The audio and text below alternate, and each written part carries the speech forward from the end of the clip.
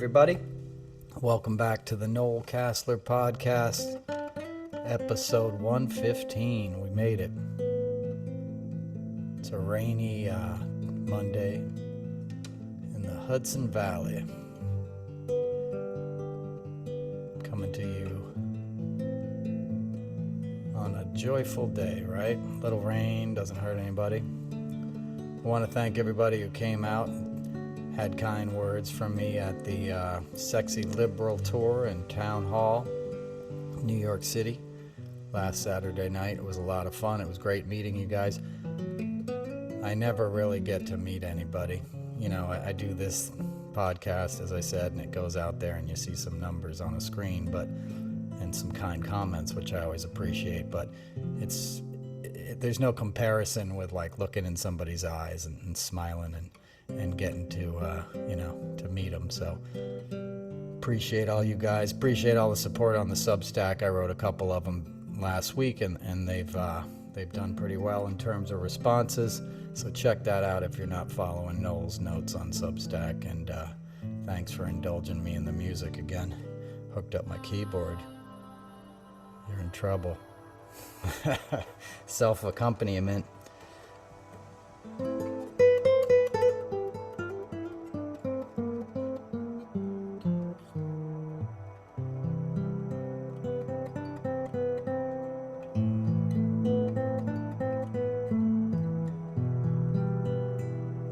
Alright, I'm going to shut up or I'm going to end up playing music the whole time. Let's get into it. You know, these rainy summer days, they remind me, like I lived with my dad one summer up in Woodstock, and my mom drove me up there. Must have been around 1977, maybe 78. I was a pretty little kid, and she was like, "You're gonna go spend the summer with your dad," and we drove up there and followed the directions that he gave us long before GPS or any kind of email, you know, and they led to a road called Mink Hollow Road, which is a dead end. And we got to the end of it, and the direction said, "Follow this path down to a stream." And we followed the path down to a stream and came to a tent. And my dad was living in a tent, and that's where I spent the summer. And it was Todd Rundgren's old place on Mink Hollow Road, which was pretty cool, but when it rained, I'd have to sit in a tent all day and occupy myself and, you know, help develop my imagination and stuff. And on sunny days, I'd swim in the stream, the Sawkill, if anybody knows the area. And we lived on brown rice and mung beans that we cooked over a fire. So I wouldn't recommend it. But if you're a hippie kid, you know the deal. But, you know, when you have those experiences as a kid, it helps you rely on your imagination, music, and creativity. And Woodstock was thriving in that time. I mean, you're talking less than 10 years after the concert. So there was all kinds of freaks and hippies around. And it was also that part of the 70s where there was like what I call the batik hippies. You know, there was the wavy gravy kind of element, you know. The hog farm kind of vibe had come from the West Coast. They obviously kind of saved the day at Woodstock. That's where granola came from. Most people don't realize that, but they mixed up granola because they knew it would keep the people alive and it was easy to eat. So they handed out like paper cups of granola to feed all these kids that showed up for the concert and didn't really bring any provisions. So you can thank old Wavy for that. I got to meet Wavy a bunch. I used to do his birthday party, which was a benefit for Camp Win a Rainbow. It's Northern California. And takes kids from the city and gets them out of town for the summer. Gets them out in nature, which is always a good thing. So I'm on a tangent there, but my point is I remember that part of the 70s, and, you know, everybody thinks about the rock and roll and the music and the drugs and all that crap, but there was also a lot of good people. Not that that stuff is crap. Some of the drugs are crap, but, you know, there was a lot of good people who wanted to make the world a better place. And that's where the environmental movement came out of. You know, the modern environmental movement came out of the 70s, basically. Earth Day, early 70s. And that idea of helping one another. And that idea of celebrating life through music and through art and through coming together. That's a valuable thing. And we've lost sight of that to some extent during this Trump era, as I talk about every week, because progress has been taken from us because there's such a distraction with this freak and his desire for attention and the narcissism that is sort of dovetailed with this, burgeoning Christo-fascist movement. And it's robbing children of a lot of the nurturing that a society can give you. And that's what we're going to get back to, right? That's what VP Harris and most especially Tim Walz, who's now is the nominee. That's new since we spoke last time. That's good news and something to celebrate, because that's a joyful dude. That dude's the real deal. He understands that, helping people is the true measure of a man, and he's the perfect antidote to the sort of toxic masculinity that's been foisted upon us, starting with kind of 9/11, and it sort of calcified during the Trump era, and now it's just this bullshit that I talk about all the time. So instead, you got a real guy. This guy, he was in the National Guard, he's done service, he goes hunting, he has guns, he knows how to do a hard day's work, but he's not an asshole. He's willing to change. His daughter got him to change his position. He was a lifetime member of the NRA who had a perfect rating, and she, said, no, we got to do something about this. His school shootings are out of hand. And he changed his mind and evolved and didn't care about the political consequences. And it made him wildly popular in his home state on both sides of the aisle. And that's a positive development, and you can feel it. There's an organic, joyful enthusiasm, which we didn't have before. And go with that. Don't get distracted. The last podcast I did was Trump was trying to steal the narrative back again, because he did the National, Association of Black Journalists, and everybody went for it. Everybody talked about it. And the reason I'm back here today is because he's going to be on X tonight with Elon Musk, and everyone's going to talk about that. You don't have to. It hasn't happened yet, but my hunch is mainstream media is going to breathlessly report on it. And that's not doing anybody any favors. We don't need to go back to this. He's desperate for attention. The news cycle all weekend was about his tweet about the fake crowds at Kamala Harris's rally and how it was AI'd. It wasn't AI'd, it was real. It was a real picture, but he couldn't stand it because he craves attention, and he surrounds himself with so many sycophants that my hunch is somebody there was like, oh, it's not even real, boss. I AI'd that, So that's what he tweeted, which is ridiculous and stupid, and we don't have to take the bait. We don't have to talk about it, So, and Elon Musk is obviously a horrible human being who's a fascist who, since we last spoke, basically incited race riots in the UK. And now he's defending the rioters, just like Trump defends the J6 people.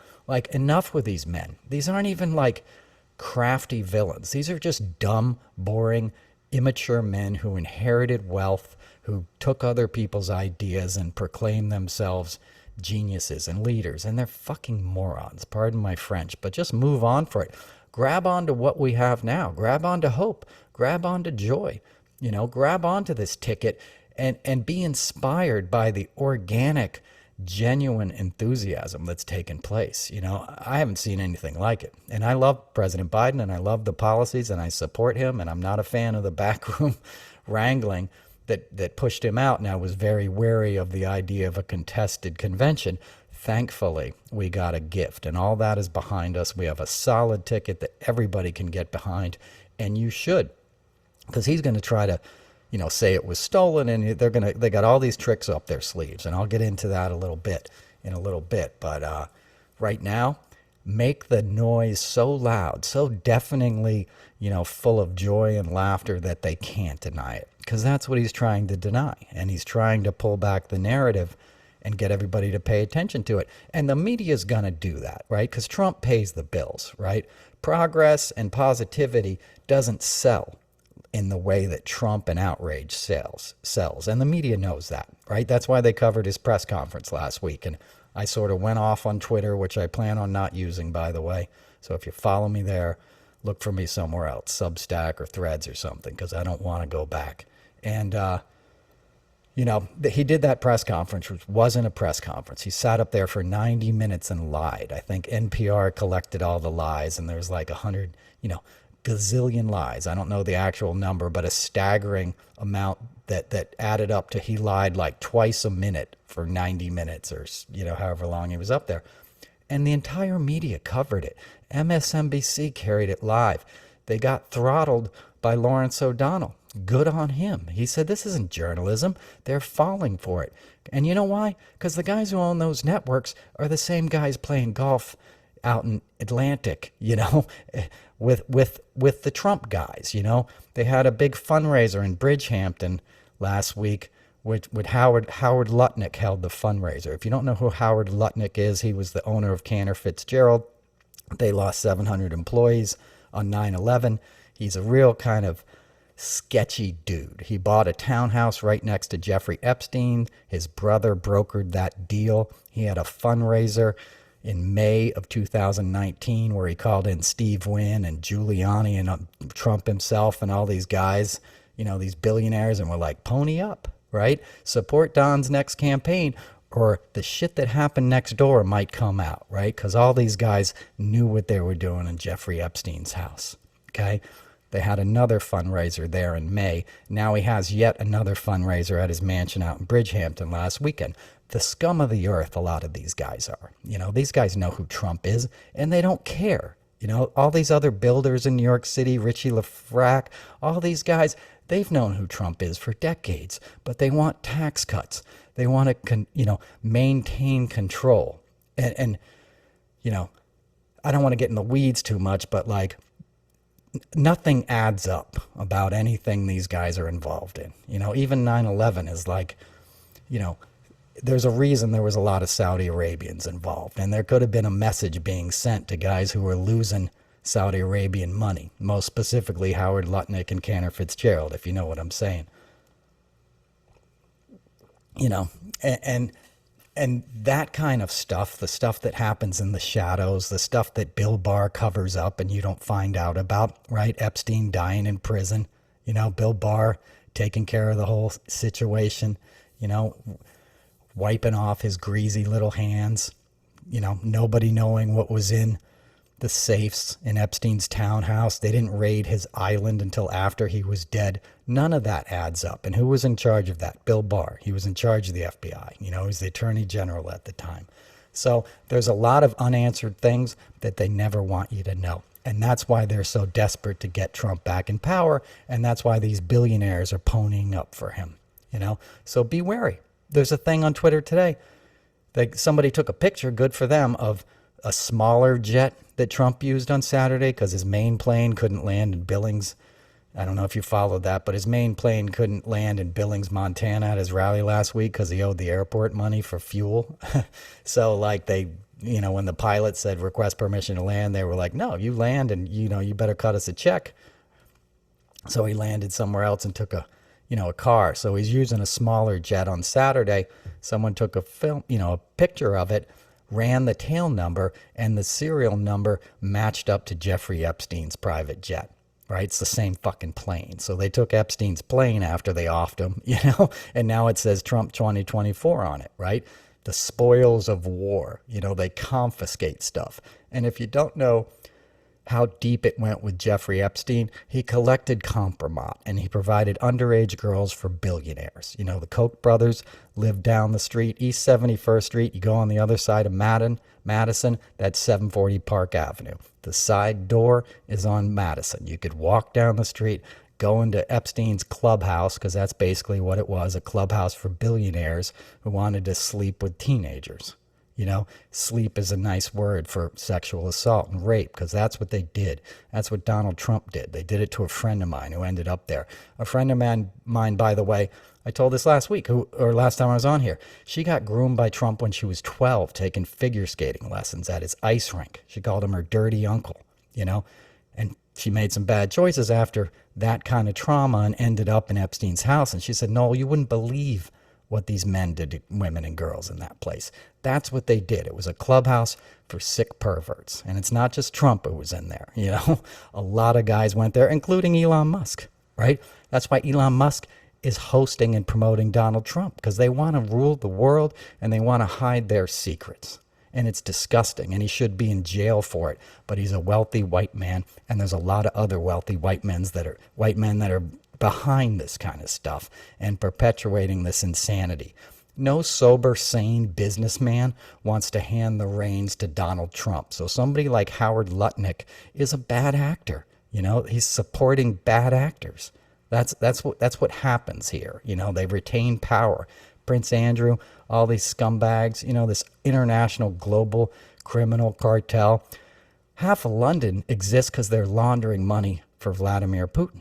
You know, international money laundering, which was the other thing that Trump was majorly involved in, as was Epstein, you know, and they use the illicit sort of vice side of it to collect compromise on the people who they get entangled with. And then it just becomes this whole messy thing. And there becomes like a cabal behind the scenes, a web of deceit and treachery and abuse. And the men in power control this, and they don't get held accountable, and they manipulate the rank and file, you know, the working class sort of mediocre white dudes in the suburb, and they throw them a bone and a flag and a little bit of racism, and they're like, vote for us, we're the real patriots. You know, they're not. Mike Flynn is not a patriot. He's a bad actor who was on both Putin and Turkey's payroll and doing all kinds of scummy things, and he still is. There's a reason he got pardoned, you know. Ditto Paul Manafort, ditto Roger Stone. The list goes on and on. So you have to think about this. You have to I know it's too much to almost take in at once. I have a series called Black Books that I write on Substack, and I sort of break this down in a fictional way, like the faux literature kind of comedic way that I write. But what I'm talking about is real, and I'm trying to sort of fill in the narrative for you, because it's a lot to keep in your brain. You know, and you can't trust the media to report on any of this stuff, because they're not interested in reporting it. They're interested in getting a house out in Sag Harbor and keeping their jobs, you know, so they don't dig deep when they write about a fundraiser in Bridgehampton, you know. And it may seem curious to you that the Sunday Times yesterday, New York Times, did a feature on Kid Rock and Barry Weiss, right? Why are these people of interest to the New York Times readers? They're not. What they're of interest is to the people who own the media companies trying to normalize Trump's racism. There's nothing normal about any of this. There's nothing normal about the last 8 years. As I said last time, this is trauma. We've gone through trauma. And it's not just a U.S. problem. It's a global problem. The U.K. saw that last week, and they've been learning that lesson since Brexit. Same thing in the Mideast. You know, Putin's got his hand in all of this stuff. Iran is a proxy of Putin. You know, it's all connected, and it's all bad news. And you don't get many opportunities to vote away that kind of stuff. Usually, you know, that kind of stuff ends in war and a lot of people dying. And we're already losing a lot of people. Obviously, there's war all over the world. And think about Ukraine, right? Think about how the GOP, the right wing, J.D. Vance himself said, what do I care about Ukraine, right? What do I care about them? You should care, because it's democracy, right? Because it's our enemy attacking them. But Putin is not an enemy to the GOP, you know? He's an ally. And he is an ally to Trump. And that's why Trump is always singing the praises of men like Putin and men like Xi and men like Kim Jong-un. You know, he's pretending to be a tough guy. He's not a tough guy. He's an employee of autocracy. And he's hoping he can take over the U.S. and set up a kleptocracy here, right, and be in charge of it. And he and his family will profit. And behind the scenes, you got smart, wily guys like Jared. You know, I don't intelligent is not a word I would ascribe to Jared, but he's clever. He's smarter than Trump. That's why you don't see Vanki and Jared anymore. They're hiding in the shadows. They got $2 billion from Saudi Arabia. You know, Saudi Arabia is at the root of a lot of this, right? Saudi Arabia propped up El-Sisi in Egypt, who murdered his own people to put down the Arab Spring, which by happenstance was sort of, spread on Facebook, right? And there was no policing there when the danger that was going to befall these people, Zuckerberg did not get involved, right? The Russians manipulated Facebook during the 2016 elections. When rumors spread online, these tech giants don't jump in and make it better. That's what Elon Musk did in these UK riots. They started because of a lie, saying an immigrant had stabbed these kids. The dude was born in Cardiff, or somewhere like that. It wasn't, but they'll put this lie out and all of a sudden these riots start. The Arab Spring was different. Ostensibly, it was a peaceful uprising, right? But they had to tamp it down, and El-Sisi had the backing of Saudi Arabia, and he murdered his own people. By the way, 2 weeks ago, or a week ago, I did a big car rant on this. I don't know if you saw it, but El-Sisi gave Trump $10 million in cash. They put it in 2 bags, from a bank near an airport in Egypt, weighed 200 pounds, $10 million in cash, flew it over and gave it to Trump because he was out of money to buy commercials in the final weeks of his campaign. And even though he said he would contribute his own money, he never did. He's cheap as fuck. He's not going to spend his own money. He doesn't have that much money. He has the illusion of wealth. He has his name on buildings. He doesn't have that many assets because he doesn't know how to run a business. He knows how to grift and steal, right? So he needed cash. El-Sisi, Egypt, came through a dictatorship, an autocracy, an authoritarian, gave him a $10 million cash loan, right? He bought some more commercials. He won the election, sort of, with the help of Russia and the major, help of mainstream media who was too fixated on, Hillary Clinton's emails to write about a guy who was a sexual predator for decades in New York City, and they looked the other way. Dude had his daughter giving him lap dances in public, and nobody thought to write an article about it, right? So they went after Hillary, whatever. He gets $10 million from Egypt. Then while he's president, he releases all these funds that were being held by Obama because he murdered his own people. So they're like, hey, we're going to seize this stuff. We're not going to, your assets here in the United States, we're holding on to because you're violating international law. Trump released all those funds. So Egypt got $100 million, hundreds of $1 million, I can't even talk today, back, right? Quid pro quo. That's why American politicians are not allowed to accept cash from international sources, right? Because you don't want outside actors to curry favor with an American president because they're going to set policy based on that. And that is essentially all Trump did for his entire 4 years in office. The first trip he took was to Saudi Arabia, where he did the orb dance and had the sword in his hand and all this bullshit. And they knew how to work him. As soon as he pulled into town, they had his poster on the wall, his face hanging off of the side of buildings. Welcome, President Trump. And he loved it. He sucked it up because he's emotionally about as mature as a 14-year-old, and this is a messed up 14-year-old, right? Because there's a lot of sober, mature 14-year-olds. Trump's not, right? If you're in recovery, you stop basically maturing emotionally at the time you start using, right? My friends in recovery understand that that concept, right? So that's how Trump is. He's been using women, he's been using drugs, he's been using money, he's been using all of these things his whole life to cover up his own defects, right? His own, learning disabilities because he can't read and he was too embarrassed to do anything about it. That's how the Trump clan is. They don't tell you if there's a problem. They just pretend like it doesn't exist, because they see it as a weakness. There's never a weakness in getting help for anything that happens. That's strength, actually. Strength is admitting you have a problem and doing something about it. Denying it is weakness. Denying it is delusion.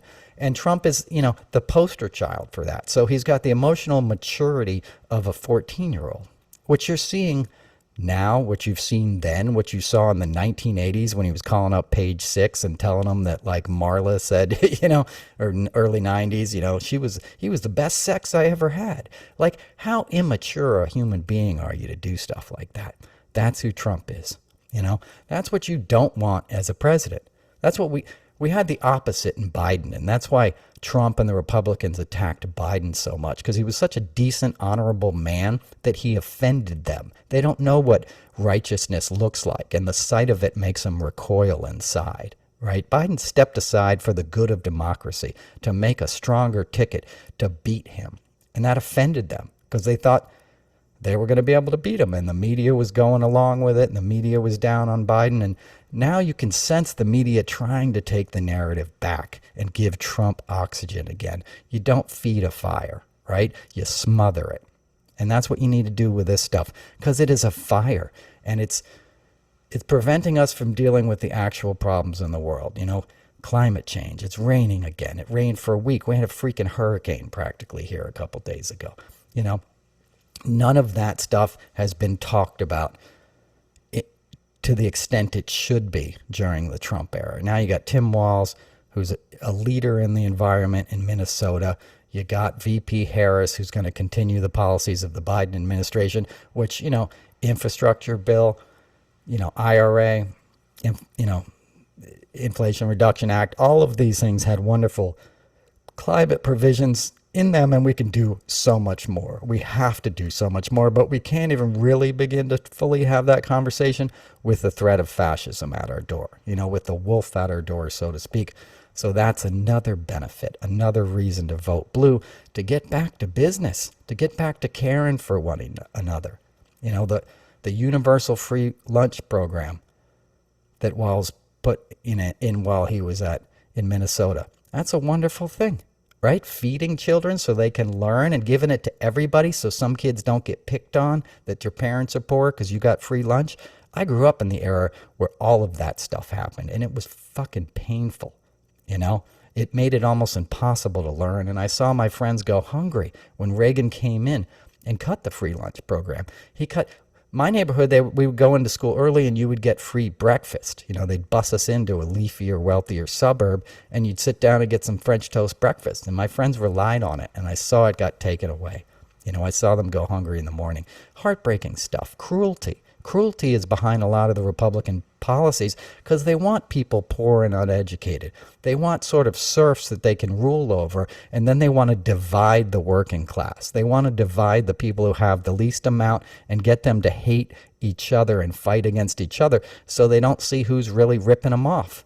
And that's the oldest con in capitalism right there. That's the kernel of the whole thing that the industrialists came up with. Make the indentured servants, resent the enslaved people who are now newly freed, right? That they're your problem. And that's what Trump's doing, right? The immigrants are taking your jobs. The immigrants aren't taking your jobs. The immigrants will strengthen this country. Giving everybody a fair shot strengthens the United States. Diversity strengthens the United States. And we need all hands on deck. We need everybody to live up to their full potential right now, because we need the brilliance and genius that is in every human body and heart. We're all the same. We're all one. Everybody has the potential for greatness. And I don't mean greatness like we see at the Olympics or something. Those are obviously, some people stand up higher than others, but those people are meant to inspire us. All the great heroes sort of come from behind and represent a people. And then they provide empathy and understanding and acceptance, so people stop wasting their time being racist against somebody because they're black or brown or Asian or gay, or transgender, or different from what you've been told is the standard. There is no standard. There's the human standard, and that's it, And true heroes, promote that and recognize it. The Olympics just ended last night, and there's always inspiring stories that come out of that, One of my favorite Olympic stories is, Duke Kahanamoku. Do you know who Duke Kahanamoku is? He was thought of as he's the king of surfing, right? He's the godfather of surfing. He was the Hawaiian who would be on these wooden longboards and basically taught everybody to surf. He went to Australia and showed them how to ride waves sideways and developed the sport of surfing. But he came to world fame as a swimmer, as an Olympic swimmer. And what happened was he was there in Hawaii, a big, tall, good-looking guy. Beautiful smile, tan, the guy looks like a god, just a, Adonis of a man, right? And some people went to Hawaii and they saw this guy swim and they're like, oh my God, like the International Swimming Committee went to Hawaii. They saw this guy swim and he beat the world record by 4 seconds the first time he got into water. He never competed anymore. It was natural to him. The flutter kick that Michael Phelps and all these Olympians use, that's from Duke. Duke is the guy who developed that. It came natural to him. There was no training, right? So these, U.S. Swimming Association discovered this guy in Hawaii. They brought him to the mainland, to Pittsburgh, trained him how to swim and compete, and he went into the Olympics. This is like before World War I, 1910 or so, 14. I don't have the years. Whatever year that first Olympics was, this guy shows up to represent America. And he's brown, right? We're in a segregated time, and this guy's a Pacific Islander. So some people are like, this guy can't compete with us, because the Olympics primarily at that point was the U.S. and Europe. Asia wasn't that represented. Africa certainly wasn't well represented. Indigenous people were not represented. It was a sort of white Anglo-Saxon club. And here comes this big brown guy who's taller and, more powerful a swimmer than any of these other guys. And they did some behind the scenes stuff and disqualified him from the 100-meter, I think it was, before he got a chance to medal, to race. Somebody was like, nah, we're going to disqualify him. He didn't show up for his heat. Like they didn't tell him the right time to show up in the morning and then use that to kick him out. And an Australian guy named Cecil Healy, right, who was the top swimmer basically in the world at that point. And he was an Australian, and he found out what they were doing. And he said no. And this guy would have won the gold medal with Duke not in the race. And he said, no, I don't want to win the gold medal by cheating. I want to race the best in the world.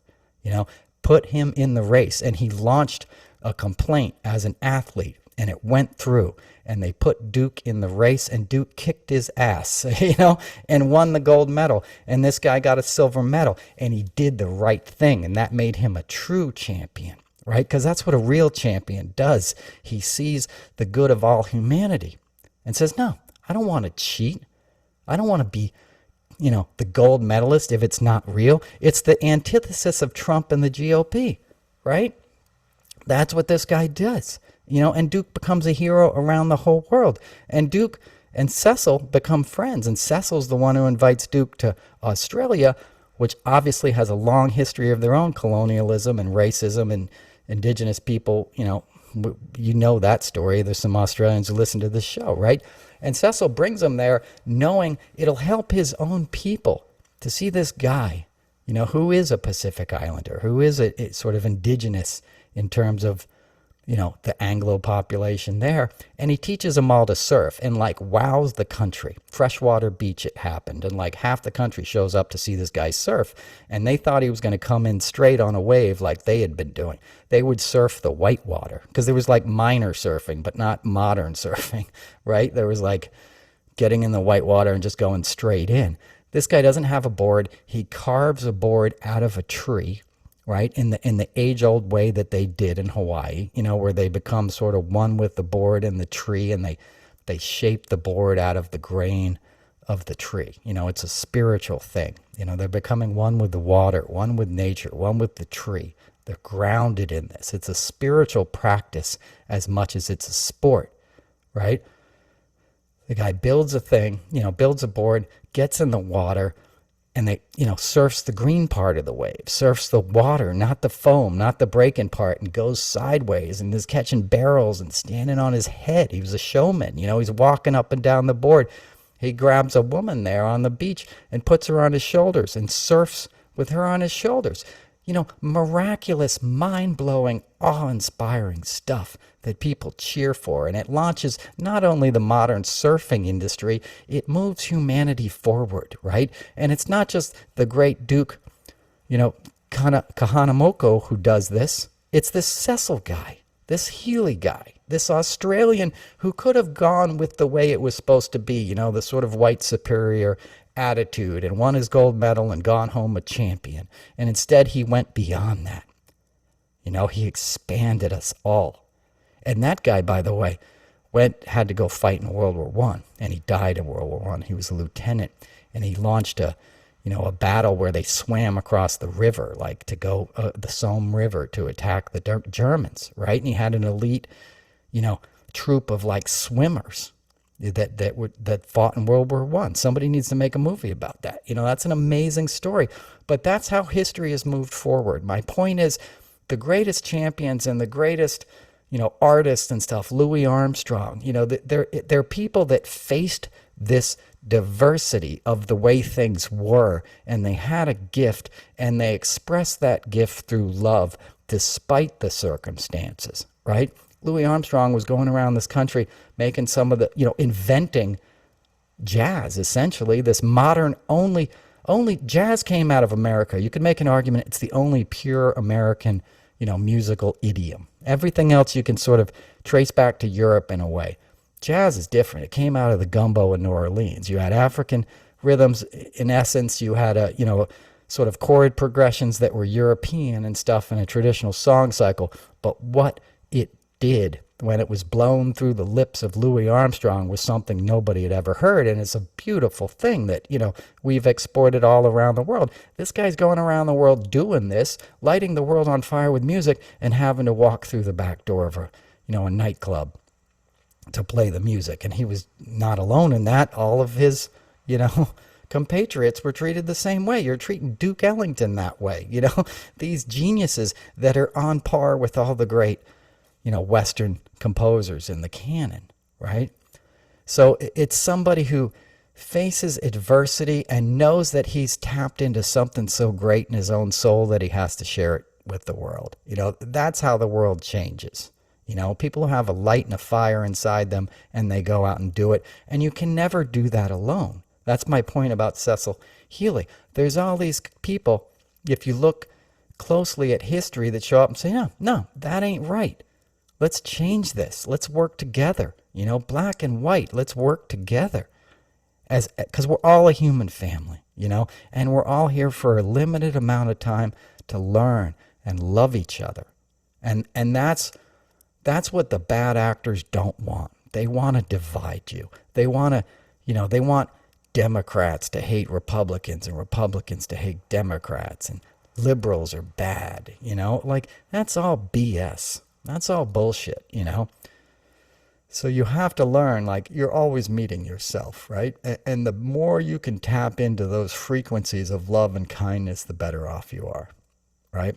And we're coming through a period politically where, it's just been disgusting. It's soul crushing. And you cannot allow the people who are profiting off it to continue to do it. I just hit the synthesizer. It's too tempting to continue to do that. All right. You can't let them do that. Don't let media manipulate you. If like I talked about last week, if you find yourself feeling toxic being online, get off, go outside, look at a flower, read a book. I went into the city last week and I saw Amma, and I've talked about Amma before. I got this ring. That's why I'm wearing an Amma ring. But Amma's the hugging saint from India, and she's got all these charities in India. She builds schools and educates women. And feeds the underprivileged. And she does this all over the world. It's not specific to India. She's from Kerala, South India. If you're hip to it, you know what I'm talking about. It's kind of like yoga stuff, Hindu path of devotion. But you don't have to be a member of that religion to show up and get the vibe in the room. And 10,000 New Yorkers come every time she's here. And she hasn't been here since the pandemic, since 2019.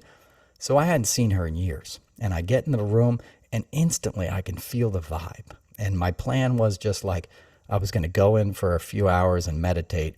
And you have to get a token to get, it's called darshan. And she gives you the hug.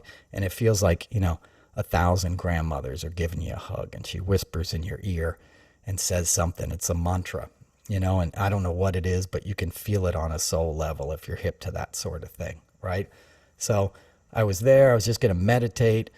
And then I ended up, whenever I go there, I'd stay all day. And she hugs day and night. So you can get a hug at 3 a.m. For 3 days, she's basically sitting there, hugging people with her, her helpers and the people that are on the stage. But she's just sitting there. She doesn't get up and take a bathroom break or anything. She's just hugging people for 12, 14 hours. So I was like, I've gotten a lot of hugs in the past. I'll just meditate and leave. And then I ended up being there later than I thought. It was 5:30, 6 o'clock, and I was going to leave. And then I was like, I was kind of getting mad that I didn't get a hug, right? I was like, damn, I've been here all day and I didn't get a token when I got here. I'm such a dumbass, I'm screwing myself out of this hug, oh well. And I get up to leave, and it'd been a beautiful sunny day. And it was at the Javits Center, all those glass walls. So when I go to leave, it's dark out and pouring rain. So I was like, guess I'm not leaving now, And I turn around, and there was these ladies that were handing out the tokens for the darshan. So I took a token. Wasn't that long I had to wait, and I got this hug. And I remembered, like, oh, I used to be all into this spiritual stuff. I was going to yoga every day. I was feeling good. I was doing my art and everything. And I sort of got sidetracked with all this Trump stuff. And I'm not saying it's not important to do that stuff, but, it gets toxic at a certain point to focus on that too much. So it was a reminder, like, there's a big, beautiful world out there. And if we focus attention on just the bad things and on somebody like Donald Trump, we're cheating ourselves from that, out of the goodness, right? And this thing I did, like the Stephanie Miller Sexy Liberal thing, this was at Town Hall. It was like sold out, and everybody there was a good vibe feeling people. People were happy. We got Kamala Harris. You got Tim Walz now. This was right before Tim Walz was announced, but the vibe was already like, we're going to win this. We can do this. We can come out of the darkness into the light. And that's what we're moving into now. And if you're hip to it, you can feel it, and I can feel it. So you need to take that inspiration. Like I said last week, you got less than 90 days now. One day at a time. Talk to a neighbor, talk to a friend, explain the issues. Everybody's good now, and they should be at explaining all the darkness of Project 2025 and what they want. But think of what we can get. Think of what we can achieve if we work together, if we come together as one.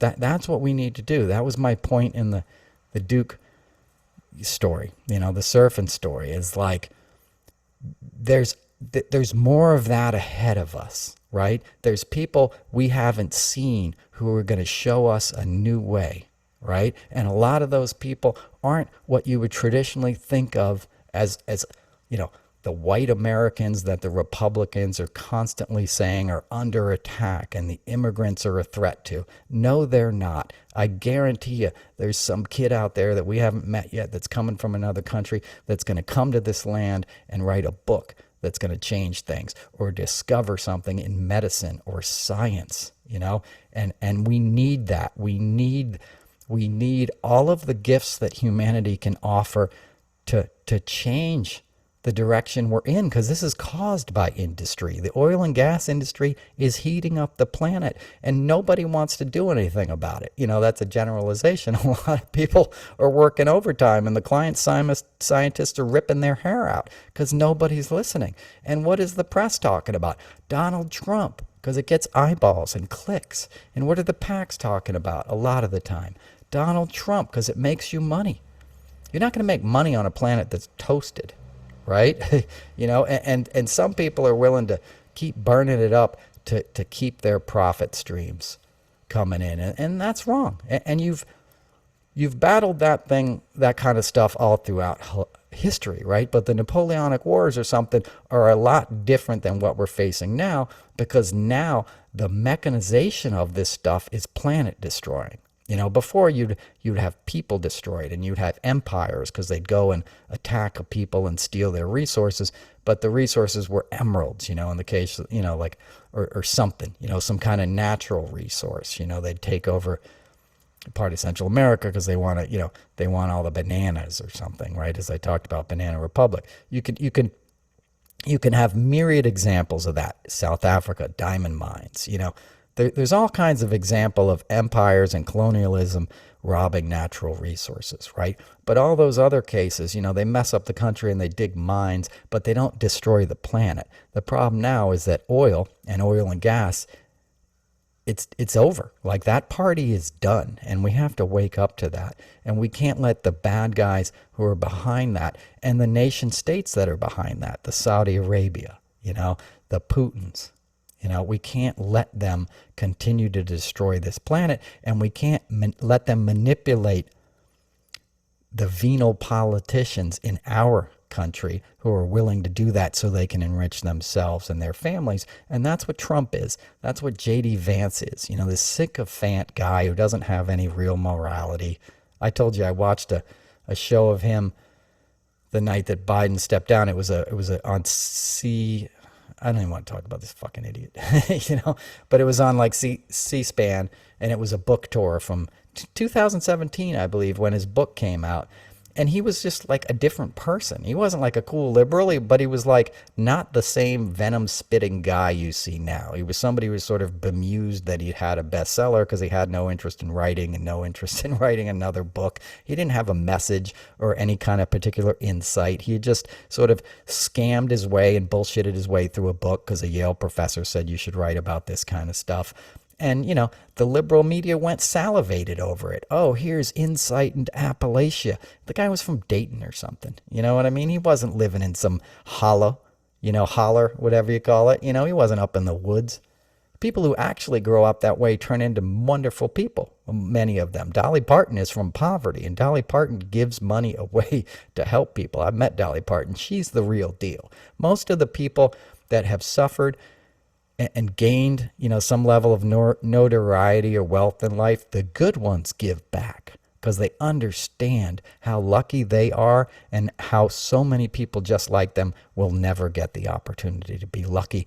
And that stuff will have an impact on your life. That's a lot of what I witnessed. I knew I was going to get out of the circumstance I was in. Both of my grandfathers went to Ivy League schools. My mom had me at 19, and she was a bit of, she had her own trauma, and she had alcoholism and addiction. So and this was the 70s. So she was a bit of like overlooked black sheep, and we ended up in some tough circumstances, but I knew we would get out of them by no other reason than my extended family was already at such a level, and my skin was white, that I wasn't going to fall prey as much as my friends and neighbors were to like Republican Party and corrupt law enforcement and all this kind of stuff that attacks and punishes a people because of the color of their skin. I wasn't going to be a victim of systematic racism, but my friends were. And a lot of my friends didn't make it out of that situation, And I speak as much for myself today as I do for them, for the guys who didn't get a platform and didn't get a chance to make this world better. And that's what the best of humanity does, Again, back to Duke, Kahanamoku. He was riding those waves for a people. He wasn't cashing in for himself. He was doing it because he saw humanity as one family. And all your best spiritual leaders do that. Dr. Martin Luther King, right? He wasn't like, we're going to get ours and we're going to fuck you over. Pardon my cursing. He was like, we're all going to live together. We're all going to have these opportunities. We're not going to hold vengeance in our heart for how you've treated my people for 300 years, where you could easily make that case, right? He spoke with love. Gandhi spoke with love, right? To his oppressors. Hey, we just want a fair shot. We just want the same things you guys want. That's the message of love and humanity that we have to carry forth. And that should be central to your political party. If your political aims are excluding another person, you're not in a party. You're participating in a resentment. You're participating in the same kind of ignorance and darkness that has brought suffering throughout history. And you don't need to do that, And now we have a chance to not do that. We are in one of those rare times. Our generation and the generations that encompass this moment have an opportunity to change the direction of this country for the better, for the foreseeable future. And we have to do it. We owe it to people we haven't even met yet. We owe it to kids and birds and animals that haven't been born yet. Last week, there's been a turkey in my backyard, and it's got 4 baby turkeys. And the mother's walking around every morning through the yard, staying close to her little baby turkeys, and they're eating in the grass. And sometimes they'll sit down in the grass, and all you can see is their little heads. They like disappear, and the mom looks around, And you can see the love and the pride in that animal, trying to protect her creatures in this world where there's jacked up pickup trucks going by on the road and lawnmowers and all this kind of stuff that to nature must be like, what are these people doing? This is insane. You're in this beautiful situation, and these gas-powered monsters are running around everywhere, chewing up the earth, spitting smoke and fuel and poison into the air. Animals don't do that. You know, we do that to them, and we can't keep doing that to them and to ourselves, right? We got to get sane again. You know, I'm not saying shut down everything overnight, but we got to find a better way. But observe nature. That's my point. I'm watching this turkey. I was out there this morning, just sitting there watching it. You know, I watched some deer come by and they like kind of startled the turkey, but they didn't attack each other. They didn't freak out on each other. They went about their business, and they realize inherently there's enough to go around. And that's what people don't realize.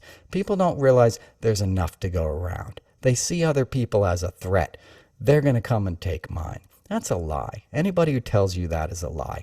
Nobody's coming to take your job. If you're a white guy in the suburbs, you know, you should be able to pretty much do what you want. Yeah, there's a lot of reasons people have gotten left behind, you know.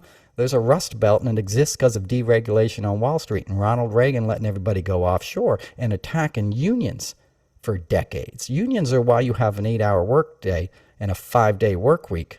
Unions are the reason you have health insurance. You know, those protections were given to you by democratic administrations, you know, by people who weren't looking out for the top 1%. They weren't looking out so much for the factory owners as much as they were looking out for the people who worked in the factories. You know, you used to be able to get a job in a factory in Michigan, put 3 kids through college, put 2 cars in the garage, and own a fucking house in America. You know, and you did it for decades.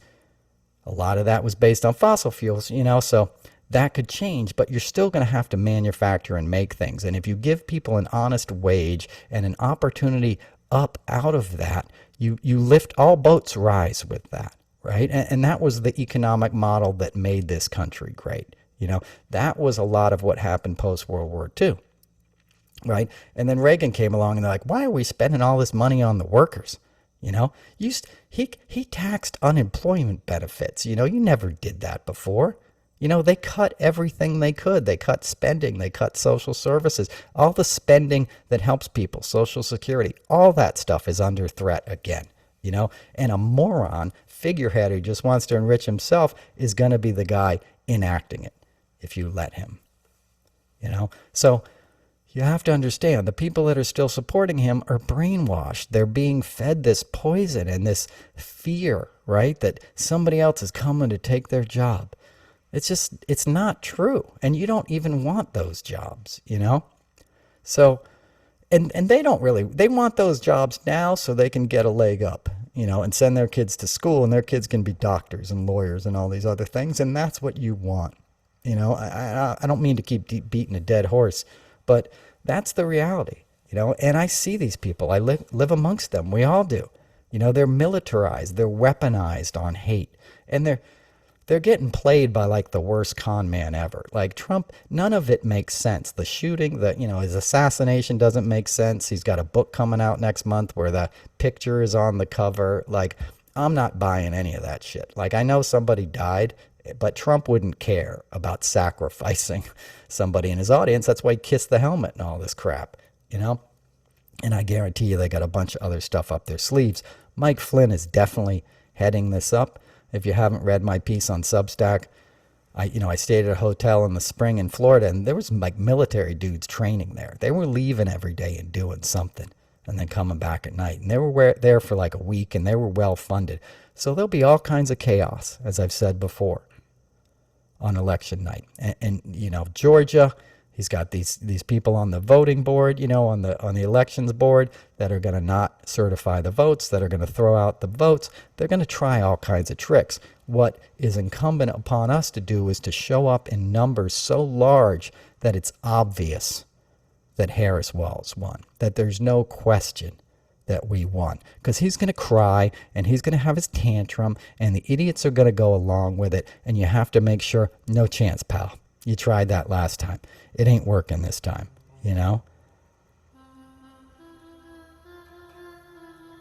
Sorry, I can't help it. I see a keyboard, I got to touch it. That's the deal. That's what we got to do. We got to vote. We got to celebrate. You got to make the next 90 days a warm-up, for the good things that are going to come when we continue the policies of Biden, we continue to push Trump to the back of the clown car where he belongs, finally hold him accountable for his crimes, finally just stop talking about him, log off of the social media platforms run by fascists. Elon Musk is an idiot. He's never invented anything. He's a moron who takes other people's ideas. It won't end well for Elon Musk. I promise you that. That guy's not going to live a long, happy life. He's just too miserable, too stupid, too whacked out a person.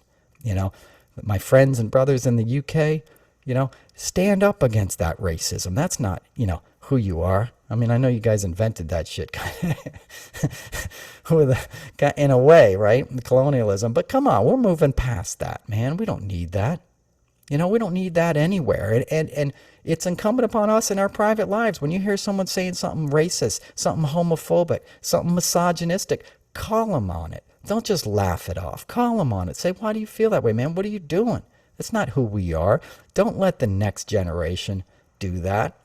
I saw this clip of Trump sitting in his golf cart talking smack about VP Harris. She's such a fucking bitch, or whatever he said, right?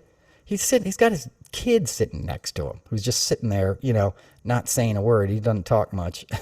But he's saying that filth in front of the next generation of Trumps. And I don't know that kid. He's too young for me to talk about him. But I know the adult kids, and they're just as bad as he is. Eric, Don Jr., Vanki. I mean, these are very odious human beings. I was Vanki's assistant, or handler rather, on The Celebrity Apprentice. And she's just an awful person. And they know their dad is an awful person. They know their dad is a sexual predator. Anybody who spent 5 minutes around Donald Trump knows that, including the businessmen that just had the fundraiser for him in Bridgehampton. Howard Lutnick and all the dudes who ponied up big money to sit there and listen to this guy talk smack, and they were all apparently disappointed because he was whacked out of his mind saying his same stupid shit. Well, what did you expect? You think he's going to be different? He doesn't have the ability to change, because to change you need humility, right?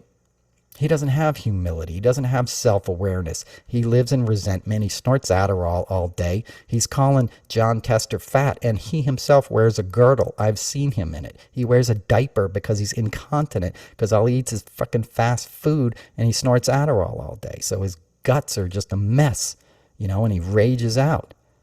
He's not a healthy person. If you want to be healthy, especially if you have addiction and compulsion, you have to get humble. You have to have humility. You have to say, I'm willing to change. And you have to ask somebody else to show you the way to change. Help me change. Help me be accountable to myself, because the story I'm telling myself in my head is just making me crazier. And that's what Trump has, right? He's crazy, and he's got people around him that make him crazier. And I guarantee you that's what the Elon Musk thing will be tonight, because Elon Musk is out of his freaking mind too, right? So it's going to be two people out of their freaking minds doing a PR stunt, and the press will act like it's an interview. It's not an interview, just like it wasn't a press conference last week, because they didn't ask him any real questions. Nobody stood up and said, hey, the Washington Post just reported 5 days ago that you got $10 million from LCC in the final weeks of your campaign. Where did that money go, and why did you accept money from a foreign leader when that is against the law as a candidate for the president of the United States? Nobody asked him that. He didn't even give the reporters microphones, so you couldn't hear their questions, right? So all the audio would just be him spewing his canned answers, which were all lies. And they participated in that and treated it as news. And I say they, I mean mainstream media. That's a manipulation. That's bullshit. You don't need any more of that crap, okay? That's entertainment. You turn on the cable news now, it's an expensive podcast. They got good cameras, and that's about it. They're still doing Zoom calls just like this, The guests don't even have microphones. They're just talking to their laptop. That's not news. That's just filling up hours with the same dreck and dribble that we've been listening to for 8 years. And I'm personally sick of it. The sun's coming out, The sun's coming out on us as a people, and we need the sunlight. We need sunlight as a disinfectant. We need to get all these people that are hiding under their rocks and change them. They're not our enemies. That's the other thing. They speak about retribution and vengeance. That's not what we want. We just want to wake people up, and say, hey, you've been lied to, man. These other people are not your enemy. Nobody's taking your job. Have you gotten screwed over? Yes, you have. But that's because of economic policies from Republicans that have been waving flags in your face and screaming eagles and telling you to buy guns and giant pickup trucks because you're meant to live in fear so they can make money off of your fear and your ignorance. And you need to step away from that. You need to step away from your racism and your homophobia. You need to understand people you love are probably gay. People in your family are probably gay. And you don't need to shut yourself off to that love. And there's nothing wrong with it. And there's nothing not normal about it. What's not normal is living in an aberrant, fear-based, vindictive mindset. And history's littered with people who fell for that bullshit. And it never ends well for them. And you're getting a second chance. And you need to get on board. You need to get on board with hope and joy and compassion, because that's what true patriots do. And that's what moves this country forward. And we have a lot of problems, and there's a lot of bad actors on the world stage, and you don't vote for a guy who brags about his friendship with President Z, right? Vote for somebody who has balls to stand up to him. That ain't the Republican Party. That's a Democratic Party. Okay, enough of my rap. These sound effects are great, aren't they? Anyway, I appreciate you guys listening. Enjoy the rest of your summer. There's about 3 weeks left. It was a month left. It doesn't end until the 21st. But we all know after Labor Day, it's back to business. And it's going to be a sprint to the finish line. And they're going to throw all kinds of chaos at us. And we can't fall for it. Keep the faith, Stay on the path. It's worth it. It's worth it. And think of it as an opportunity. We're given a rare opportunity in this generation to affect real change, to stand up there and watch it, watch it get better, hand a gift off. You just watch the Olympics. Think of it as a relay race. We're getting to the point where we're handing the baton behind us, So you got to keep running as fast as you can, cross that line and hand it back, That's what we're going to do. All right. Thanks for listening. Noel Casler Podcast, episode 115. Check out Noel's notes on Substack, noelcasler.com. Thank you for all the support, all the kind words. As always, enjoy yourselves. Thank you for listening. I love you guys. Peace.